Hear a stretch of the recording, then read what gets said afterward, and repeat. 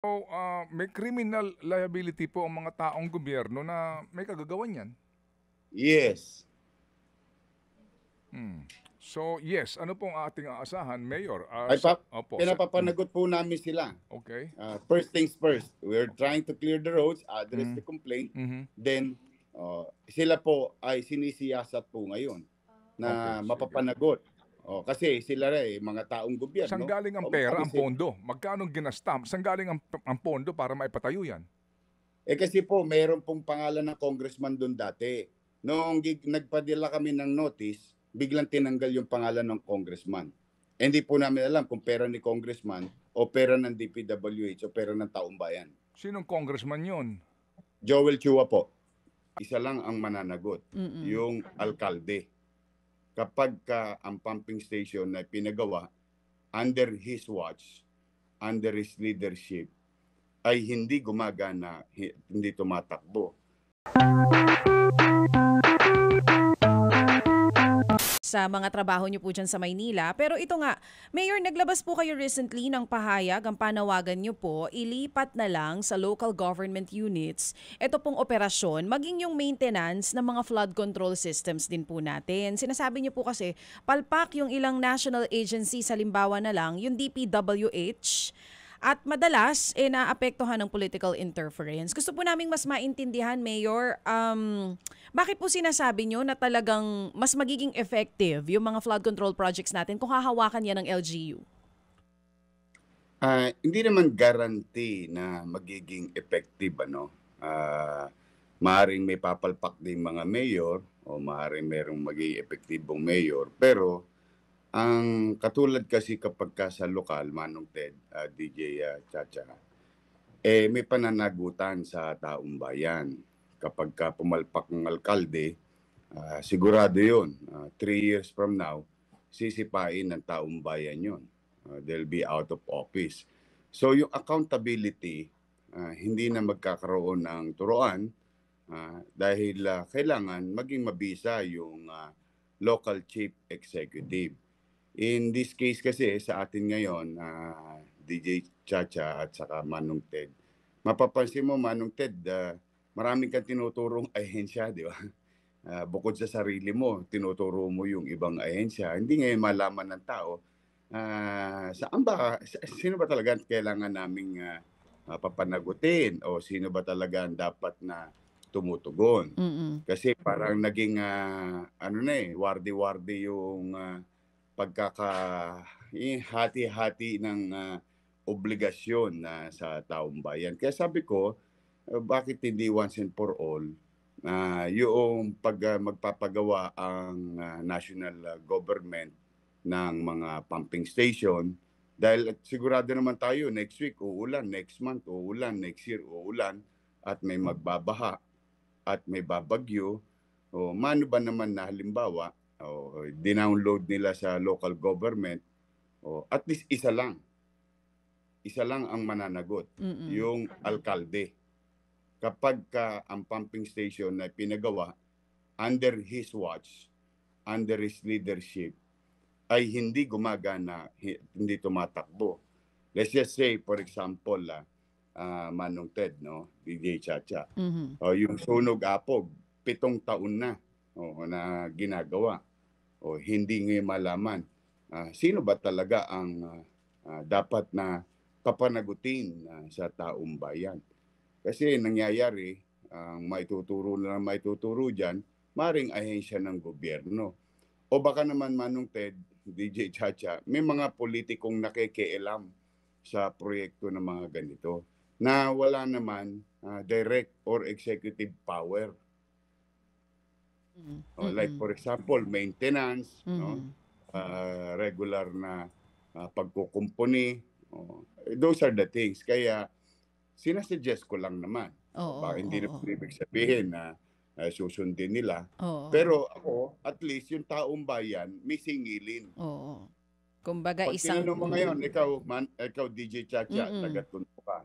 Opo. Halimbawa, bumaha doon sa Yangko, sa Moriones. Oo. Pwede mo ba sabi, oy chairman, napakawalang niya mo naman. Bakit nagkaganito tong ating barangay? Hindi. Bakit? hindi ka rin sigurado eh. Si chairman ba talaga may kasalanan? Mm. O si konsehal? O si mayor? Oo. Nalilito tuloy ang tao. Oo. Saka, yes. Nalilito po ang tao. So, ang rason kung bakit nyo nga po ito iminumungkahi, sabi nyo nga po, suggestion lang naman, depende sa kanila kung susundin nila. Kasi ang gusto nyo, pag naghanap ang tao, sino ang dapat sisihin, yung responsibilidad na kay mayor. Parang Opo, ganon. Oo. parang sa ganoon, mapapanatag ang tao. Mm-mm. Oo. Oo. Then they can choose their leaders effectively, no? Yung effective leaders. Pagka talagang talipandas yung leader, di papalitan ng utaw yun. Ngayon, wala mapapalitan ng tao. Well, in fact, I'm very happy when the president mentioned in the SONA, no? Yung the last part, talagang medyo nakita ko yung frustration ni presidente at saka yung gigil niya na once and for all matuldukan na itong mga pakikialam ng mga politiko sa flood control project. Pagka po ba nilipat sa pangangalaga ng LGU o kaya yung flood control projects kina mayor, mawawala na po ba yung sinasabi nyong pakikialam or political interference? Ay siyempre po, dahil yung executive power, and as a mayor naman po yan, yung mga, halimbawa, let's just say, maaring may ilan na congressman na pinagagawa ng presidente. Remember, the president mentioned in the last SONA last year na gagawin yung flood control. Maaring totoo na siya. Pinadala niya ang pera o salapi ng taong bayan sa isang ahensya ng gobyerno. Mhm. Yung ahensya naman ng gobyerno, pagagawa base sa pag-aaral niya, base sa kinakailangan ng pamayanan, no, na kailangan gawa ng flood control. Sasabihin ng congressman na yun, ay teka, oy, ano yan? Ba't nyo pinagagawa yan? Sa distrito ko yan. Ba't hindi kayo dumadaan sa akin? Ayun na. Doon na magkakaleche-leche yun. Mm-mm. Dahil minsan mas matalino pa yung congressman kaysa doon sa ininyero.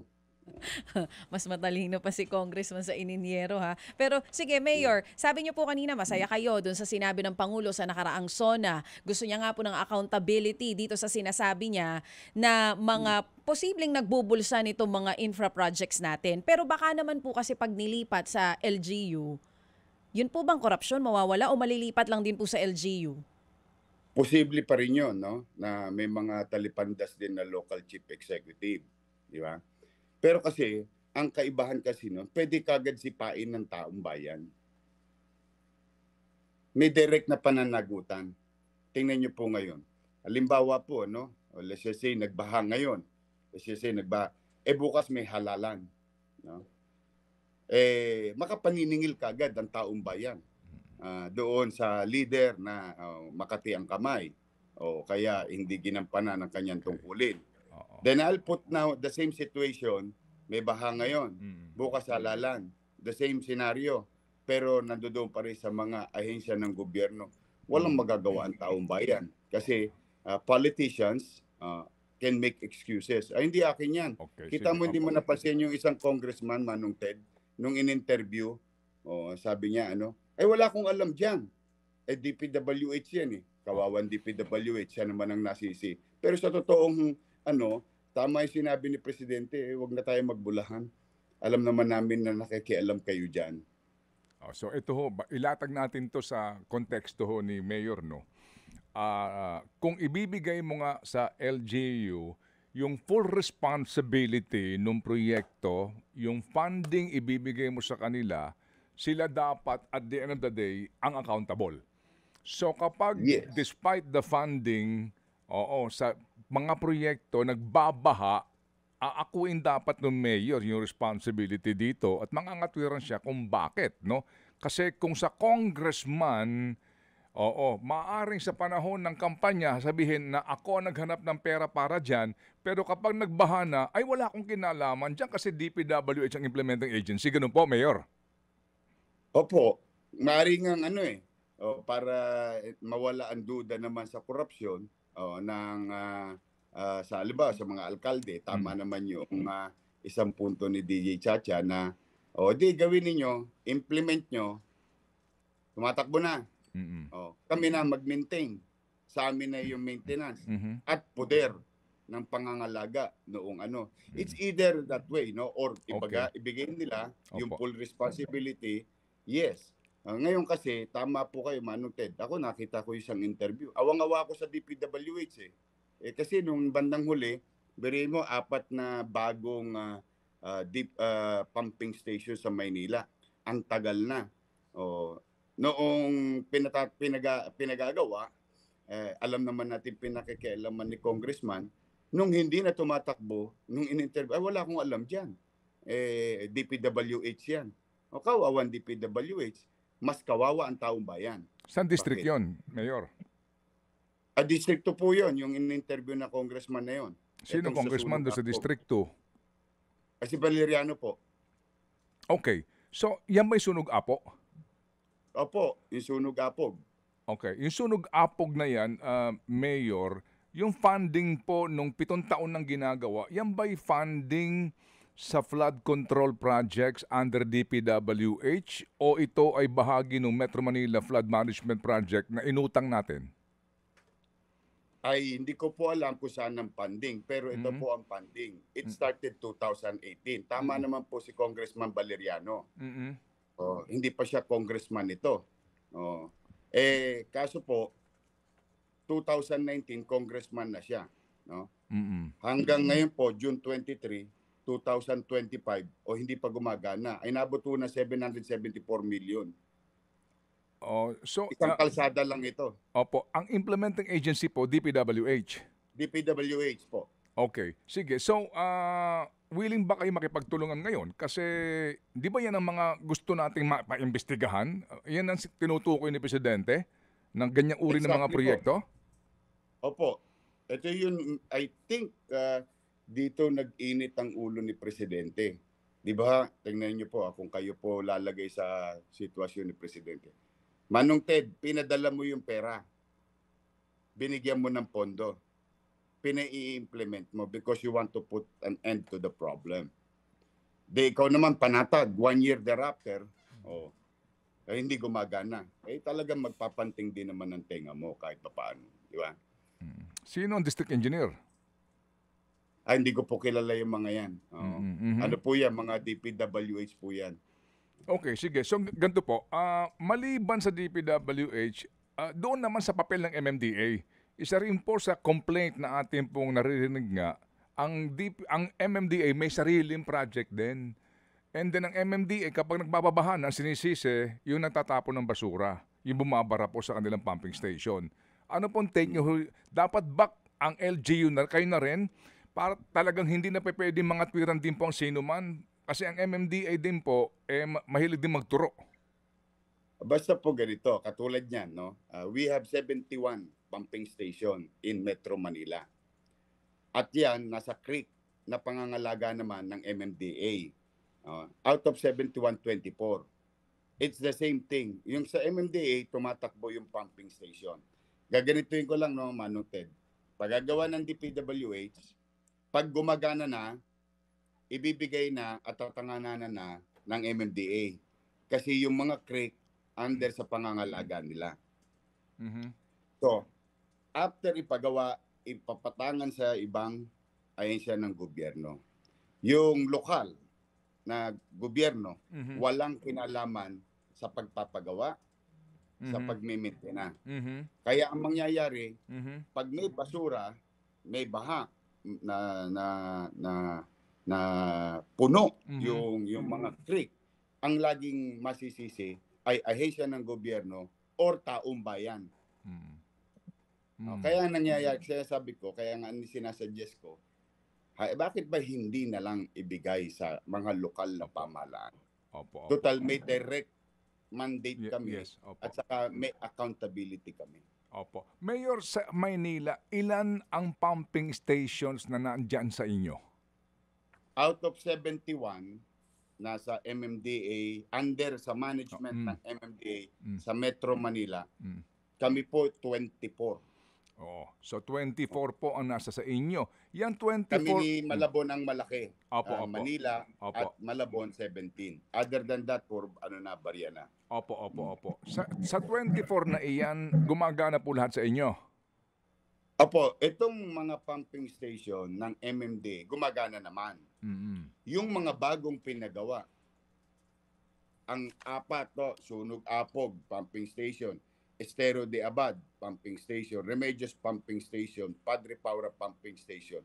Kaya kung napapansin nyo, bakit nagbabaha doon sa pinupuntahan ko lagi na lugar Mhm. nung kasagsagan ng bagyo, yung Okay. top avenue, Ermita Malate, Mm. because hindi po gumagana yung mga pumping station. Ano ang mga dahilan ng hindi gumagana? Walang power up. Brand new, hindi naka-power up. Brand new, unusable. Brand new, defective. O, ano yung defective? Gumawa ng bahagi ng katawan ng pasilidad, nung nilagay yung makina, ayun, Hindi hindi match. magkasya-kasya. Opo, hindi match. Ayun, hindi, Opo. hindi Opo. match. Opo. Oo. Mayor, kasama yata yan. Basahin, bigyan namin kayo ng kopya nung Metro Manila Flood Management Project Phase 1 report ng World Bank, no? Kasama yan doon po sa kanilang findings. I think ito rin po yung funded ng $500 million na inutang natin 2017, and 7 years po ang in the making, na extend ng 2 years, so 9 years na po in the making ito. Opo, Yan po yan. katulad nga po Yan po ito. yan. Opo, sinasabi nga na ilan po sa mga findings nga ng auditors ay gumawa ka ng isang pumping station, pero yung kinakabit mo na yung makina, hindi match. Hindi siya Tama Opo, po. opo, ito po yun. Saan po ito banda? Ayan po yung sa may Sunog Apog. Okay, sige. So, ito po kaninyo pinakialaman ng kongresista? Yan po minsan pa nga ho, pagka sinasabi nila, ito, pagawain bayan natin. Sabi naman daw niya, hindi. Hindi raw siya nakikialam. Yun po ang sabi niya. Opo. Kukunin po namin po ang kanyang panig po sa isyong ito. Ngayon, Mayor, ito bang iniisip po ninyo ay ideal sa buong Pilipinas na concept? Meaning, kasi kayo po, you're speaking for Manila, no? Ito ho ba'y effective ka ninyo sa buong Pilipinas na kaya, na baka ho naman pakinggan kayo ni Presidente at makanya pong maipanukala sa ating mga kagalang-galang at pinagpipitaga ng miyembro ng Kongreso?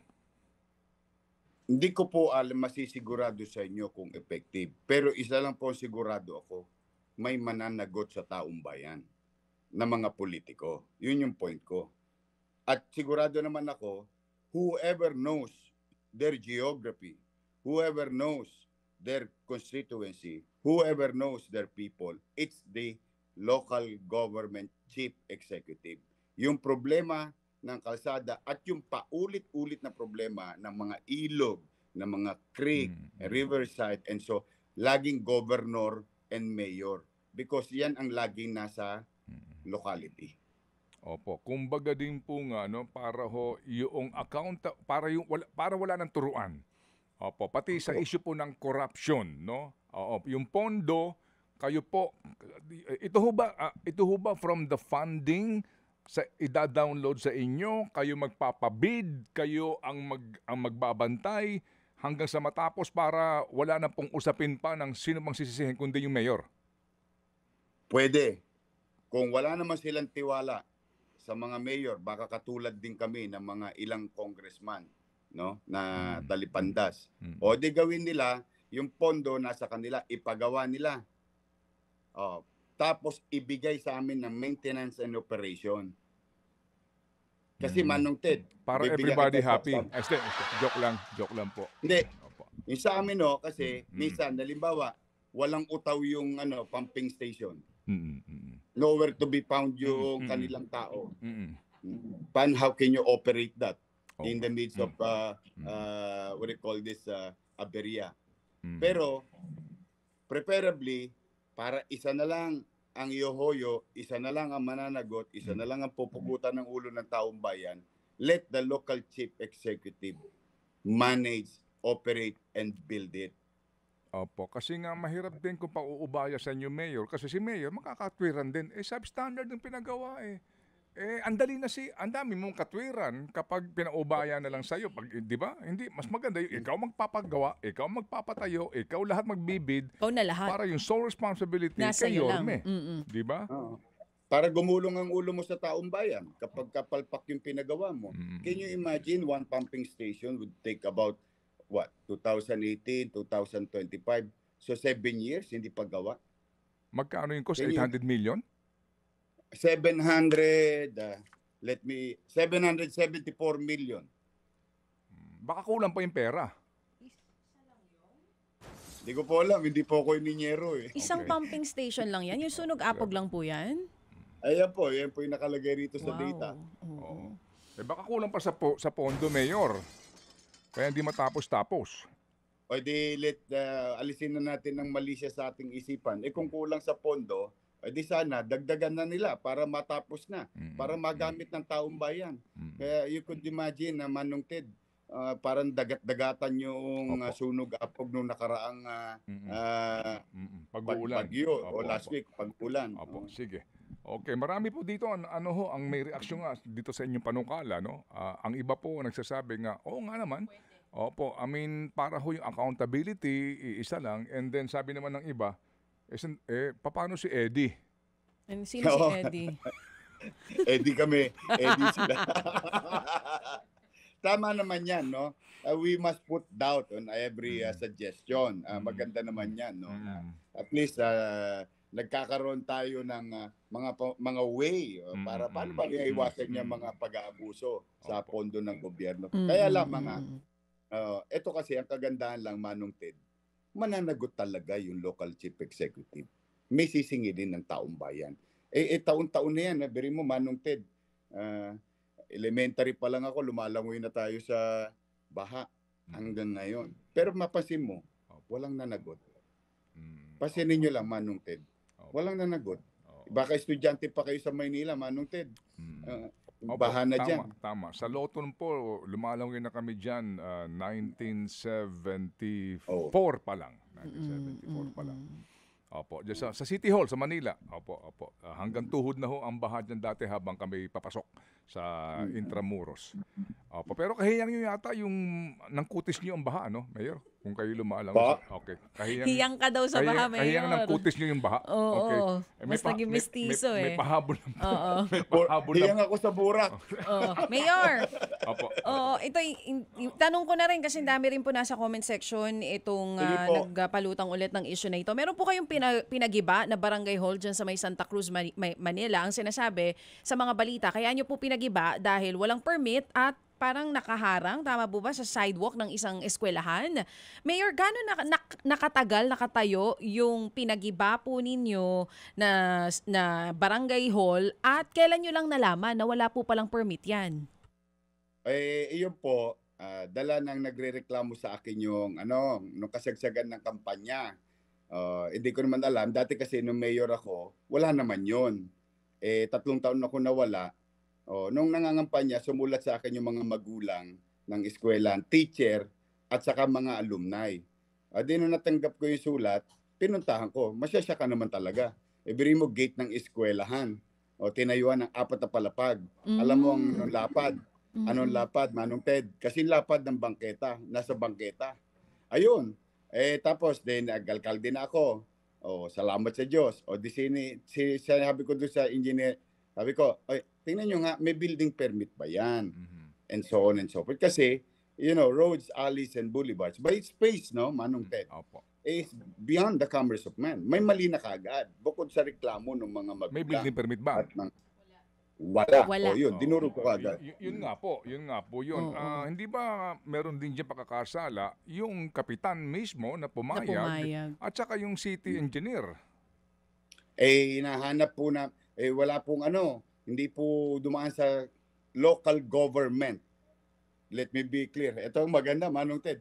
Tumayo yun, may mayor noon, tumayo yun nang walang alaman lahat ng taong gobyerno. All of a sudden.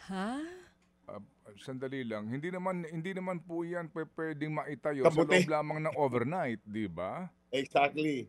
Kaya ngayon, sabi ko, basta durugin nyo yan, hanapin ninyo kung sino may pananagutan, bakit yan umusbong.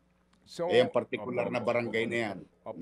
Mayor, alam niyo ho, klaro po yan na malfeasance, misfeasance, and nonfeasance. Yes. So, may criminal liability po ang mga taong gobyerno na may kagagawan yan. Yes. So, yes, ano pong ating aasahan, Mayor? Ay, Opo, pinapapanagot po namin sila. okay. First things first, we're trying to clear the roads, address the Mm. complaint. Mhm. Then, sila po ay sinisiyasat po ngayon Okay, na sige. mapapanagot. Kasi sila rin, mga taong Saan gobyerno. galing ang pera, ang pondo? Magkano ginasta? Saan galing ang pondo para maipatayo yan? Kasi po, mayroon pong pangalan ng congressman doon dati. Noong nagpadala kami ng notice, biglang tinanggal yung pangalan ng congressman. Hindi po namin alam kung pera ni congressman o pera ng DPWH o pera ng taong bayan. Sinong congressman yon? Joel Chua po. Ay, hindi namin natanong kanina. No? Oo Di ba, nga, baka sa sayang. Monday matanong namin siya. So, Mayor, si congressman ba saan galing yung pera? Anong balita nyo? Saan galing? Magkano ginasta dyan? Kasi sayang po pera ng bayan dyan kung pera ng bayan. Wala po kaming idea kung magkano ginastos silang pera. Pero apat na palapag, Mm-mm. yung nipis ng bangketa, siyang nipis ng Building. building. Okay, sige po. So, nagiba na po ito totally, Mayor. Ay ano po, nasa poste na po kami. Eh di gumagasta ka pa rin dyan sa paggiba na lang yan.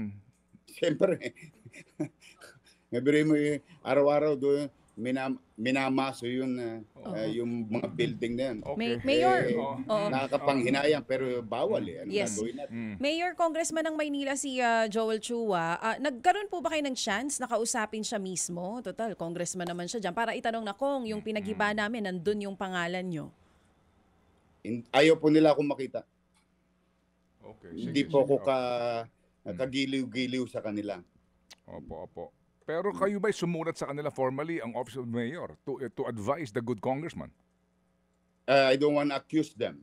We want to find out who funded it, Mhm. who implemented it, Opo. and who is the real recipient officially. Yung barangay Kasi chairman ayoko lumabas na para bang sinasabi nila, Oo.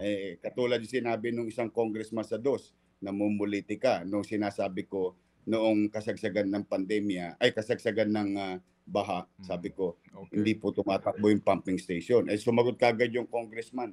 Sabi niya, namumulitika ako. O buti na lamang, nag-show na si Presidente. Si Presidente mo mismo nagsabi na palpak Okay. yung inyong pumping station o flood control project.